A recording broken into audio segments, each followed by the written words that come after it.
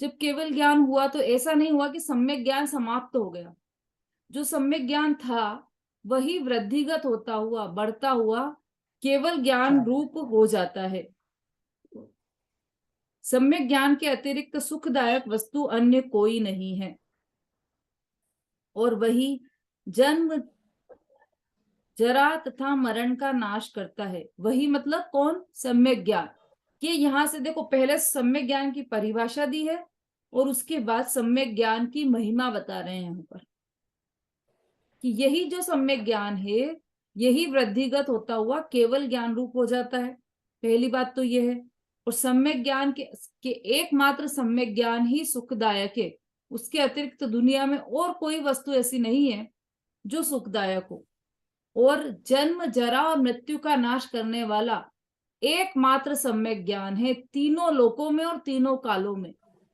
ऐसा नहीं है कि चतुर्थ काल है तो वहां पर तो सम्यक ज्ञान मोक्ष का कारण है, लेकिन पंचम काल है तो इसमें पंचम काल में तो तप त्याग संयम ये मोक्ष का कारण है। अनादि से सम्यक ज्ञान ही मोक्ष का कारण था, अभी भी है, और अनंत काल तक एकमात्र एक ही साधन है मोक्ष का, और वह है सम्यक ज्ञान। मिथ्या दृष्टि जीव को सम्यक ज्ञान के बिना करोड़ों जन्म तक तप तपने से जितने कर्म का नाश होता है, देखो ये यहाँ पर कर्म नाश के विषय में सम्यक ज्ञानी और मिथ्या दृष्टि के मिथ्या ज्ञानी के बीच का जो अंतर है कर्म नाश के विषय में, वह यहाँ पर बता रहे हैं। वो क्या लाइन आई है इसके लिए, देखो ये पहले पढ़ लेते हैं फिर आप बताइए। मिथ्या दृष्टि जीव को सम्यक ज्ञान के बिना करोड़ों जन्म तक तप तपने से जितने कर्मों का नाश होता है उतने कर्म सम्यक ज्ञानी जीव के त्रिगुप्ति से क्षण मात्र में नष्ट हो जाते हैं। संध्या जी। कोटि जन्म, हाँ तो कोटि जन्म, कोटि जन्म तप तपे ज्ञान में बिन कर्म झरेंगे, ज्ञानी के छिन्माई त्रिगुप्ति सहज टरेंगे। बिल्कुल सही, बहुत बढ़िया। ये ज्ञानी और अज्ञानी के कर्म नाश के विषय में ये अंतर रहता है। अज्ञानी जीव करोड़ों जन्मों तक तप तपे तब भी उतने कर्मों का नाश नहीं कर पाता जितना कि ज्ञानी क्षण मात्र में अपनी त्रिगुप्ति से, त्रिगुप्ति अर्थात मन गुप्ति, वचन गुप्ति और काय गुप्ति के द्वारा क्षण भर में सहज रूप से उन कर्मों का नाश कर देता है। पूर्व काल में जो जीव मोक्ष गए हैं भविष्य में जाएंगे और वर्तमान में महाविदेह क्षेत्र से जा रहे हैं, वह सब सम्यक ज्ञान का प्रभाव है ना। 608 जीव 6 महीने और 8 समय में 608 जीव मोक्ष जाते हैं। तो अभी तो पंचम काल में तो मोक्ष का दरवाजा बंद है, तो फिर कैसे होंगे 608? कि महाविदेह क्षेत्र से तो अभी भी जा रहे हैं। हाँ, तो मोक्ष का मार्ग कभी भी बंद नहीं होता, तो वहां से तो अभी भी जा रहे हैं। इसलिए वो जो जा रहे हैं वो सब सम्यक ज्ञान से ही जा रहे हैं। ऐसा भी अंतर नहीं है कि जो भरत क्षेत्र है यहाँ पर तो जितने भी जीव मोक्ष जाएंगे वो सब सम्यक ज्ञान के प्रभाव से ही जाएंगे, लेकिन जो महाविदेह क्षेत्र है वहां पर सम्यक चारित्र के प्रभाव से जाएंगे या चारित्र के प्रभाव से जाएंगे, ऐसा बिल्कुल भी नहीं है।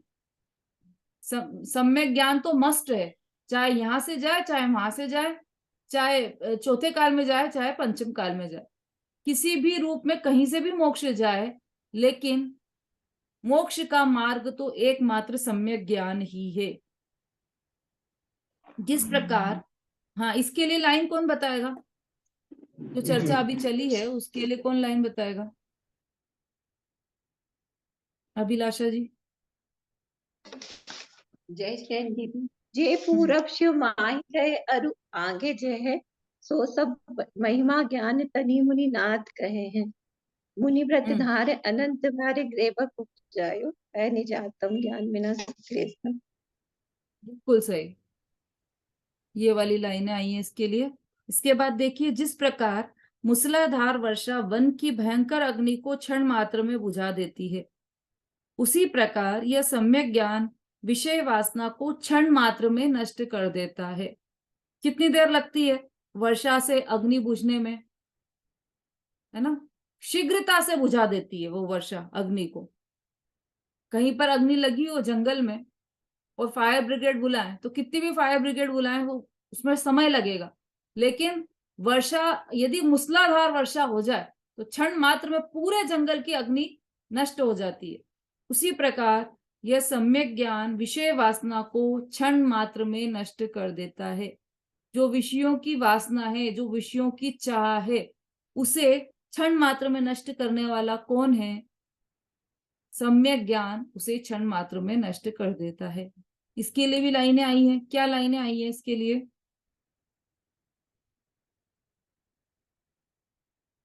समता भाभी। जय जननी जी। हम्म। विषय विषय चाहे दबदाए, जगत जन अरन दचावे, तास उपाय न आने गन, ज्ञान घन गान हो जा। बहुत बढ़िया, बिल्कुल सही। अब देखिए आगे का पढ़िए।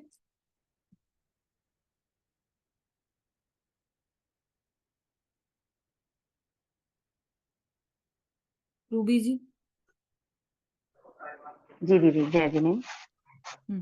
पुण्य पाप के, सॉरी, गा के पढ़ रही हूँ। पुण्य पाप के भाव ये जीव के चरित्र गुण की विकारी पर्याय हैं। वे रहट के घड़ों की भांति उल्टी सीधी होती रहती हैं। उन पुण्य पाप के फलों में जो संयोग प्राप्त होते हैं, उनमें हर्ष शोक करना मूर्खता है। प्रयोजन भूत बात तो यह है कि पुण्य पाप व्यवहार और निमित्त की रुचि छोड़कर सोन्मुख होकर ज्ञान, सम्यक ज्ञान प्राप्त करना चाहिए। हम्म। पुण्य पाप आगे के पढ़ें? भाव व जीव के चारित्र गुण की विकारी पर्याय है ना?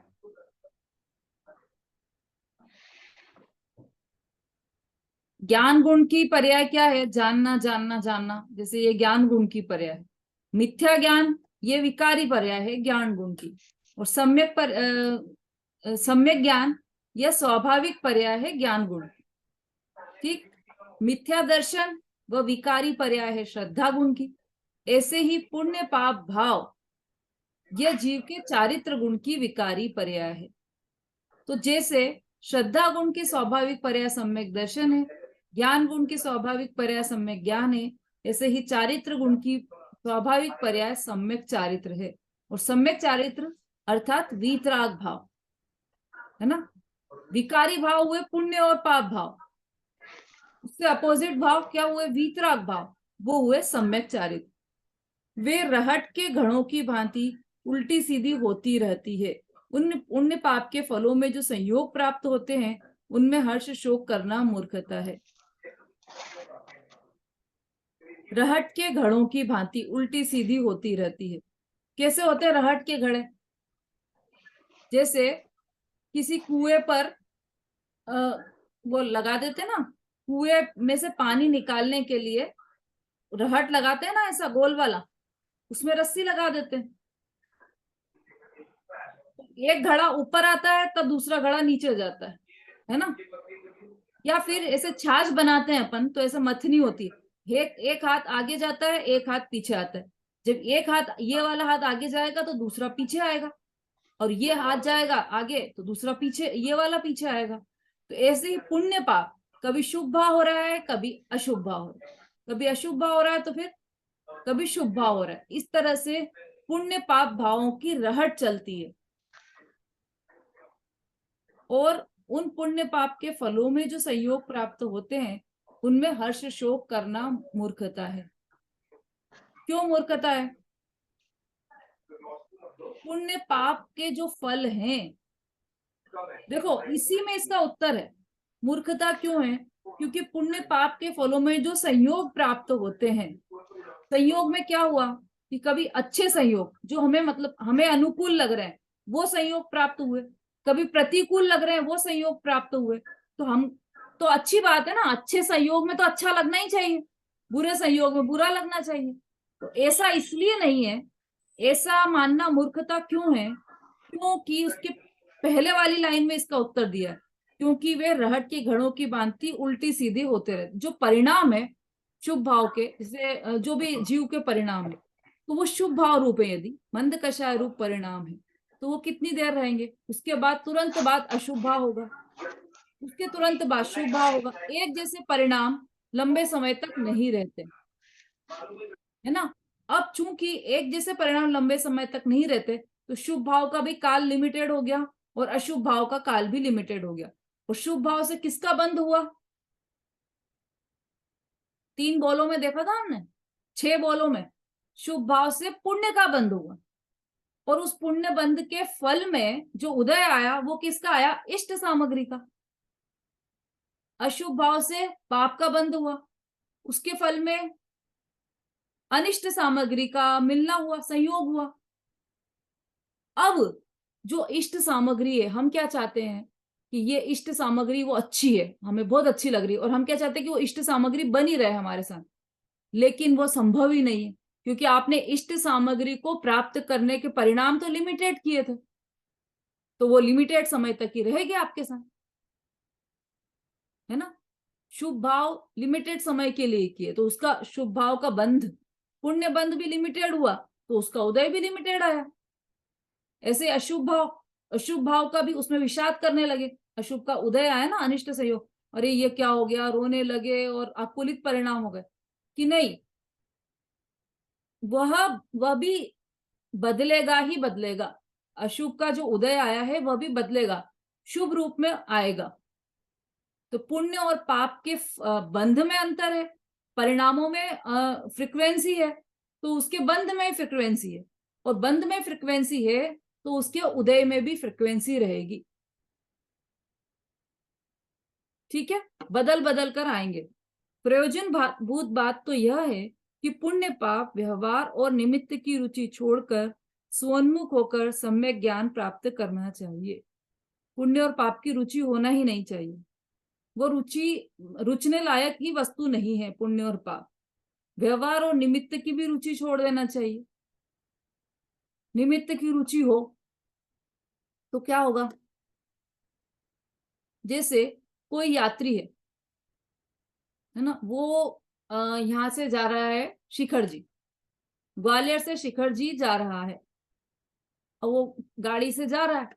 अब एक जगह जाकर वो अटक गया कि अरे मेरे को इधर जाना है या इधर जाना है, लेफ्ट जाना है या राइट जाना है, तो समझ में नहीं आ रहा था।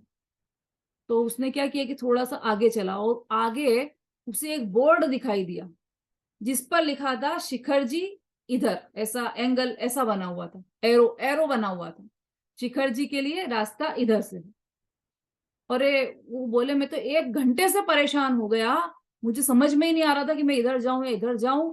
ये तो बोर्ड, ये कितना समझदारी से बोर्ड लगाया गया, ये बोर्ड कितना अच्छा, जिसने मुझे ये बता दिया। मैं इतने टाइम से परेशान हो रहा था, मेरी सारी परेशानी को इसने दूर कर दिया, ये बोर्ड कितना अच्छा। उसने अपनी गाड़ी में से अष्टद्रव्य निकाले, थालियां निकाली, और अष्टद्रव्यों से उस बोर्ड की पूजन करने लगा। क्यों? क्योंकि उसने उसका कितना उपकार किया था, कितना वो भटक रहा था, लेकिन उसे सही राह दिखा दी उसने। बोलो, ऐसा किया है आप में से कितने लोगों ने किया है ऐसा? जब मार्ग नहीं मिल रहा हो तो बोर्ड की पूजा करने के लिए कौन बैठा? यहाँ तो सब समझदार है, कोई ने भी ऐसा नहीं किया कि वो बोर्ड की पूजा करने लगे। तो फिर क्या किया कि उस बोर्ड ने जो एरो, जिधर का एरो बताया है, फटाफट से उस राह पर चलने लगे, एक समय भी गंवाए बिना उस राह पर चलने लगे। क्यों? क्योंकि हमें तो हमारी मंजिल पर पहुंचना है। एरो ने बताया तो उसको थैंक यू कहकर हम आगे बढ़ गए। किसी ने रास्ता बताया तो उसे थैंक यू, धन्यवाद देना, ये तो हमारा शिष्टाचार है, तो धन्यवाद तो हम देंगे, लेकिन धन्यवाद कहकर अगला कार्य क्या होगा हमारा? उस दिशा की ओर आगे बढ़ना। ऐसे ही जो ये निमित्त है, वो तो निमित्त था, जिसने वो बोर्ड था वो तो निमित्त था शिखर जी का रास्ता बताने के लिए। तो वो निमित्त था, तो निमित्त को निमित्त के रूप में थैंक यू बोलकर हमें आगे बढ़ना है। निमित्त की रुचि नहीं रखना है कि अरे मुझे तो यह मिल गया है, मेरे लिए तो सर्वस्व यही है, ऐसी रुचि नहीं रखना है। निमित्त कौन है मोक्ष मार्ग में? सच्चे देव, शास्त्र, गुरु, 7 तत्वों का श्रद्धान, इन सब की रुचि नहीं हो, इनके द्वारा बताए गए एकमात्र त्रिकाली ध्रुव भगवान आत्मा, जिसे प्राप्त करने से मुझे अतीन्द्रिय अनंत आनंद की प्राप्ति होगी, ऐसी शुद्धात्मा की प्राप्ति की ओर तुरंत एक क्षण भी गंवाए बिना तुरंत कदम उधर बढ़ाना चाहिए। तो रुचि छोड़कर स्वोन्मुख होकर सम्यक ज्ञान प्राप्त करना चाहिए। अगला पैराग्राफ पढ़िए।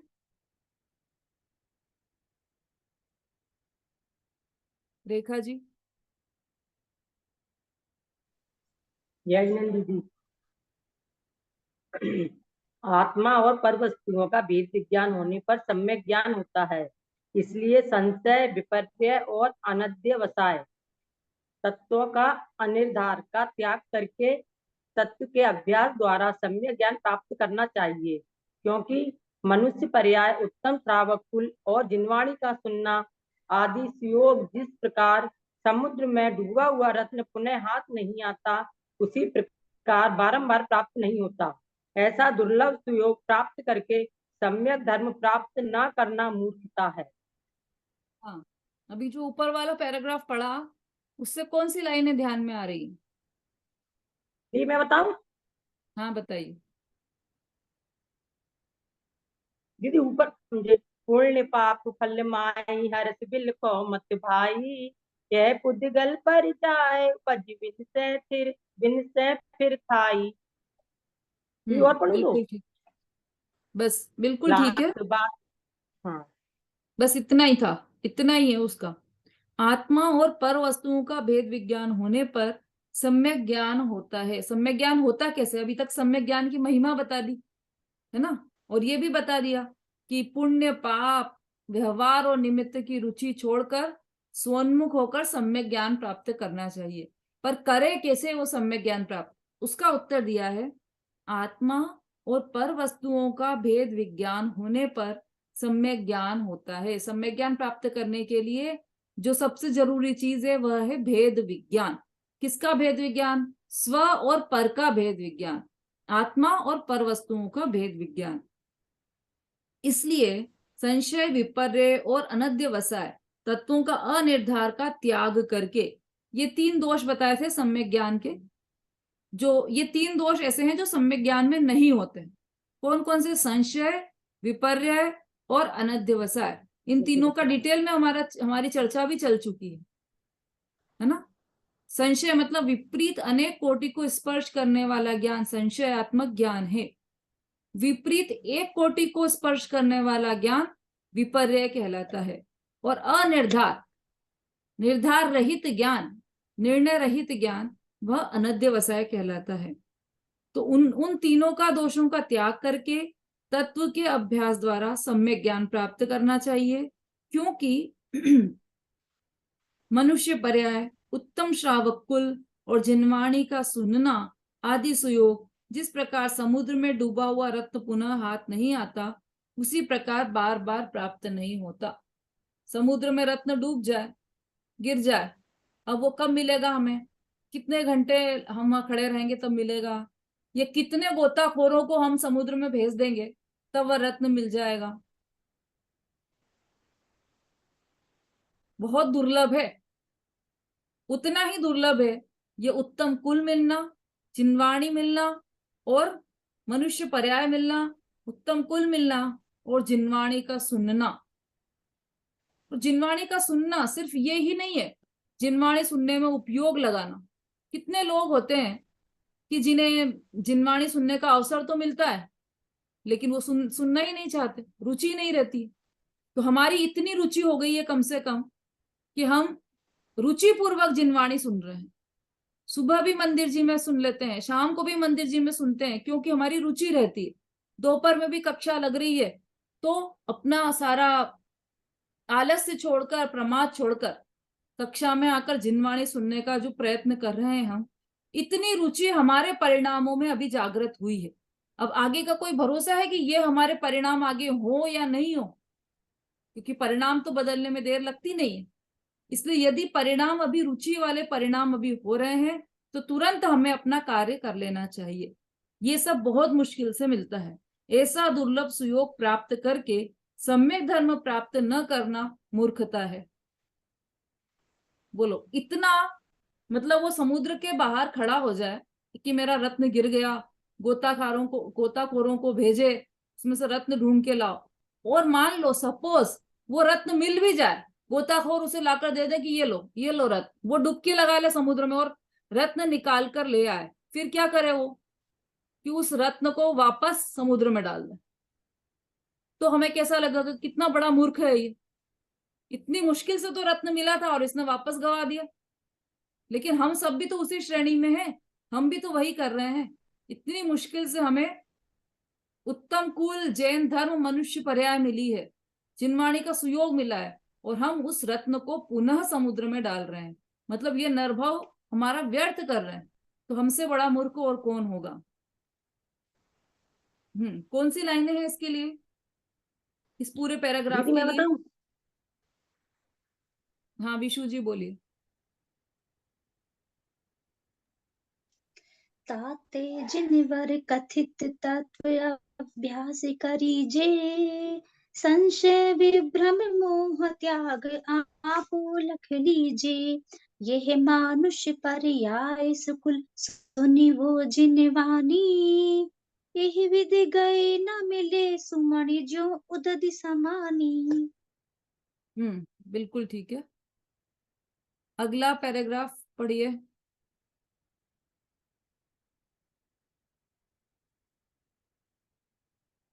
आरती जी।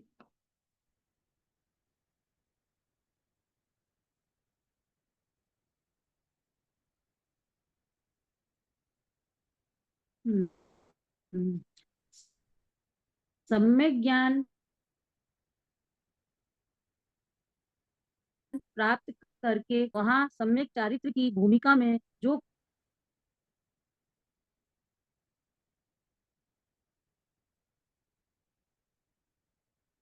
के प्रकार का होता है उसे सम्यक दृष्टि पुण्य मानते हैं। पूर्वक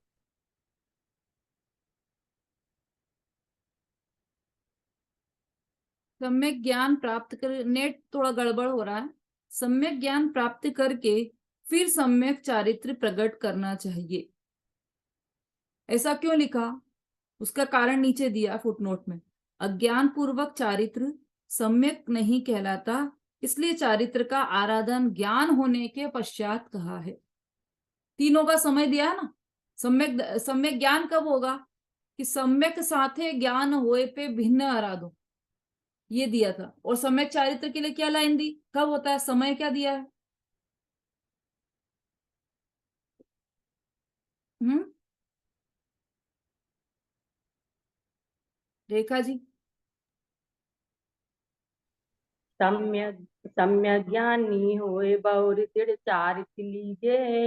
एक देश और सकल देश ससुभेद कहीजे। रस हिंसा को बस त्याग बस बस वृथा बस। वर्ण सहारे। सम्यक ज्ञानी होए बहुरी दृढ़ चारित्र लीजिए, मतलब सम्यक ज्ञान होने के बाद सम्यक चारित्र ग्रहण करना चाहिए, ऐसा है। क्यों ऐसा? क्योंकि उसके बिना यदि चारित्र ग्रहण करे तो भी वो सम्यक चारित्र नहीं कहलाएगा। सम्यक नाम कब पाएगा वह? जब सम्यक दर्शन और सम्यक ज्ञान के साथ होगा, तभी वह सम्यक चारित्र कहलाएगा। उसके बिना क्या कहलाएगा? वो एक शब्द आया था, किसको ध्यान है वो शब्द? सम्यक दर्शन सम्यक ज्ञान के बिना का चारित्र क्या कहलाता है?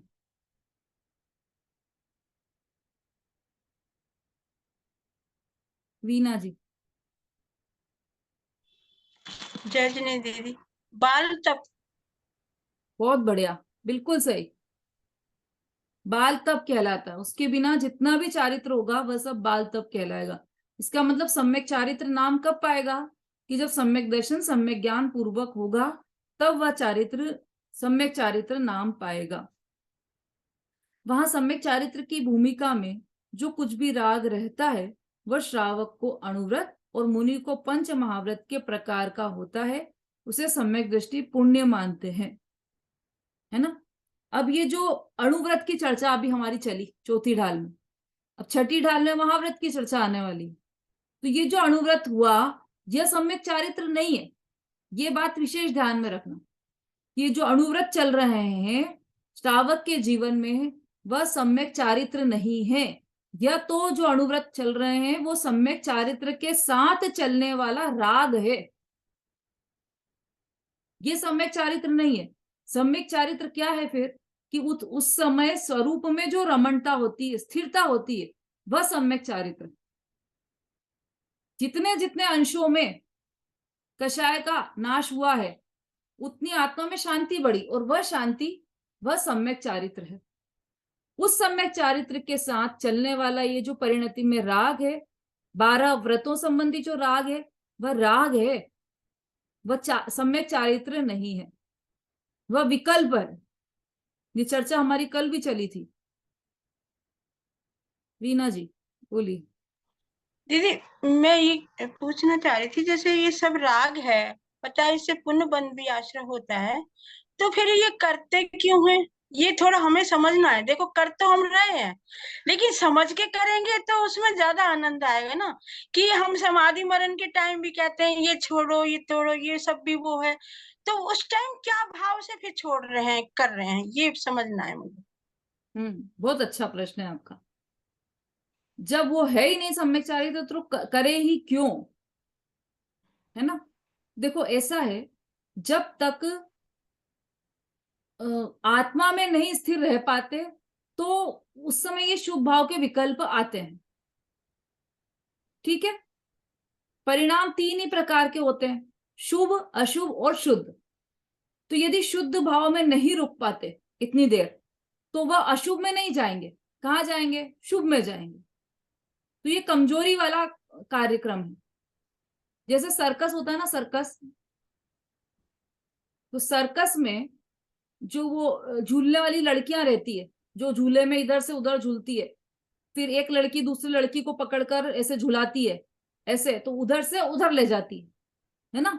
तो वो झूलने वाली जो लड़कियां रहती है सब एक्सपर्ट रहती हैं, और वो झूलने, उस पर झूला झूलना वो है उसका सही तरीका, वो है उसका कार्य। लेकिन बाय चांस वो यदि नीचे गिरे तो उस जाल पर गिरे, इसलिए जाल लगाया जाता है, जमीन पर नहीं गिरे। तो फिर जाल लगाया ही क्यों, जैसे आपने प्रश्न पूछा ना कि फिर व्रत करे ही क्यों, तो जाल लगाया ही क्यों, कि इसलिए क्योंकि वो जमीन पर नहीं गिरे। यदि बाय चांस गिरे तो जमीन पर नहीं गिरे। ऐसे ही यदि शुद्ध भाव से गिरता है, उसमें स्थिर नहीं रह पाता है, तो कहाँ जाए, कि अशुभ में तो नहीं जाए, तो क्या करे कि 12 व्रतों का पालन करे। समाधि के टाइम का समझ नहीं आ रहा। बिल्कुल ऐसा जैसे वैसे समाधि का भी है कि यदि हम्म समाधि मरण में मरते समय यदि हमारे विचार ऐसे रहे कि हमारी अहमदाबाद वाली लड़की को बुलाओ, फोन करो, वो भी आ जाए, हमारे जवाई को बुलाओ, उनको फोन करो, वो भी आ जाए, सब मेरे सामने होना चाहिए अंतिम समय में। तो क्या किया हमने कि अपने मोह को बढ़ाया। तो यदि यदि हम अपनी आत्मा में स्थिर नहीं रह पा रहे हैं तो उस मोह को तो नहीं बढ़ाया कम से कम। इसलिए शरीर और कषायों के प्रति आसक्ति हमारी कम हो जाए, इसलिए समाधि मरण का प्रावधान है। नहीं, भावों से समाधि मरण हो तो समाधि मरण पूरी नहीं होगी अगर त्याग के उस टाइम नहीं ले पाया या कोई दिला नहीं पाया। मतलब मेरा मतलब ये था कि जैसे समाधि को तो हर किसी को तो बीमार होके नहीं मरेगा। जैसे त्याग के जो भाव है ना, जैसे समाधि मरण में त्याग भी पूरा पूरा ले तभी वो होगा पूर्ण। भावों से, मेरा मतलब भावों से होगा ना। हाँ हाँ बिल्कुल होगा, क्योंकि यदि त्याग के भाव नहीं है तो फिर ग्रहण के भाव है, तो वो तो और निकृष्ट भाव हुए। त्याग की ग्रहण की अपेक्षा त्याग के भाव उत्कृष्ट हुए ना। और ग्रहण और त्याग से शून्य शुद्धात्मा की तरफ सोन्मुख होने के भाव तो सर्वोत्कृष्ट भाव है। यदि उन भावों में नहीं रह पा रहे हैं तो शुभ भाव मतलब त्याग रूप भाव तो जरूर होंगे, होना चाहिए। अशुभ से वंचनार्थ है, पंडित टोडरमल जी ने मोक्ष मार्ग प्रकाशक में लिखा है, अशुभ वंचनार्थ, ये शब्द डाला उन्होंने।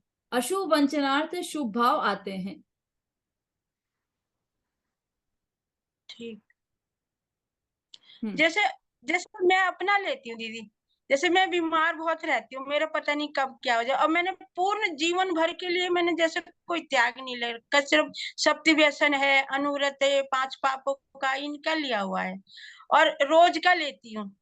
तो मैं ये सोचती, जब मैंने पूर्ण जीवन भर का नहीं लिया है, तो मेरे भावों में तो मैं हर चीजों से आसक्ति मैंने छोड़ रखी है, तो क्या वो समाधि में आएगा नहीं, ये पूछना चाह। देखो, पहले भी अपनी ये बात हो चुकी है कि जैन धर्म में, जैन दर्शन में सारी क्रांति अंदर से ही प्रारंभ होती है। अभी अपन ये विचार कर रहे हैं कि समाधि मरण, मेरे मरते समय क्या होगा, मैं क्या खाऊंगी क्या नहीं पीऊंगी, ये हम विचार कर रहे हैं, मैंने इतना त्याग कर रखा, ये विचार कर रहे हैं। लेकिन अभी ये विचार नहीं कर रहे हैं कि मेरा जो मरण हो वो सम्यक दर्शन पूर्वक हो, मेरा प्रयास, मेरा प्रयत्न पूरा यह हो कि सम्यक दर्शन और सम्यक ज्ञान मुझे प्राप्त हो जाए। ये प्रयास होना चाहिए, है ना। उसके लिए कमर कस के हमें तैयार होना चाहिए कि कैसे मुझे सम्यक दर्शन प्राप्त हो। अधिक से अधिक समय हम जिनवाणी का स्वाध्याय करें,